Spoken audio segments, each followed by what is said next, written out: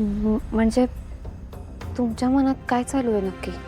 कारण माझं मन अजून त्या विधीसाठी तयार होत नाहीये. हे बघ अनामिका, तुला फक्त इतकंच सांगायला इथं बोलवलंय की आता तुझा मार्ग जो असा नीलच्या दिशेने चालला होता ना, तो आता नीलकडे जात नाही.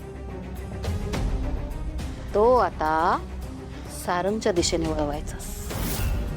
आपलं टार्गेट आता नील नाही आहे, सारंग. आलं लक्षात?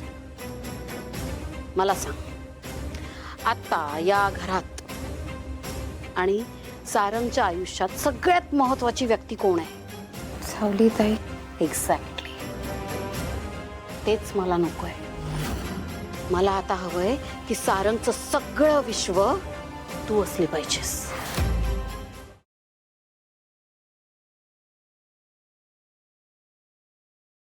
आजच डाउनलोड करा आणि तुमच्या आवडत्या मालिकांचा आनंद लुटा.